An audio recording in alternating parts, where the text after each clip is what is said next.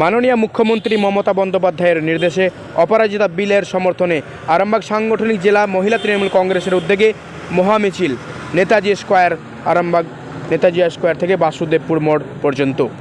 মমতা ব্যানার্জির মস্তিষ্ক প্রস্তুত মহিলা ও শিশু সুরক্ষায় অপরাজিতা বিলকে কেন্দ্রীয় সরকার দ্রুত আইন প্রণয়নের দাবিতে আজকের এই মহামিছিল।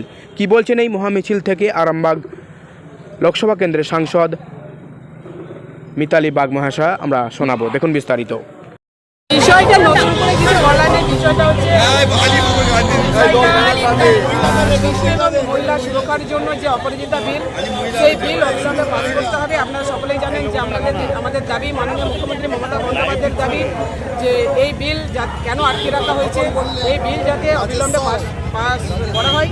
যতদিন না পর্যন্ত এই বিল, এই অপরাজিতা বিল পাস হচ্ছে, ততদিন পর্যন্ত তৃণমূল কংগ্রেসের মহিলা তৃণমূল কংগ্রেস রাস্তায় থাকবে, রাস্তায় আন্দোলন করবে, প্রতিবাদ করবে। আজ কোথা থেকে কোথায় মিছিল? আজকে আমাদের এই নেতাজি স্কোয়ারের মোড় থেকে সুধানী। এবং কাদের উদ্যোগে হয় যদি কাদের উদ্যোগে এবার যদি বলেন?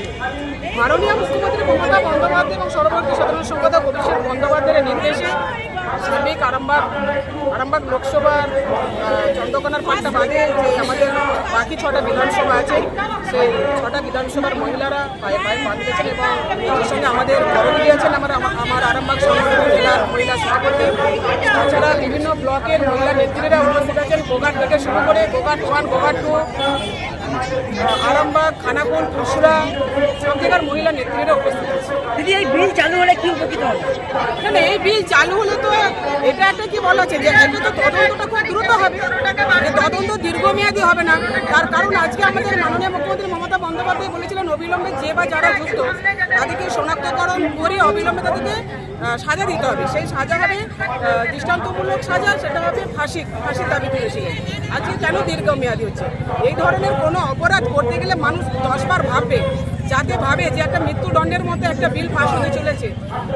সেই বিল যদি সামনে থাকে, সেটা একদিকে অনেক সুবিধা আছে যে একটা মাসের মধ্যে তদন্ত দ্রুত রিকভারি হবে এবং দোষী সাব্যস্ত হবে।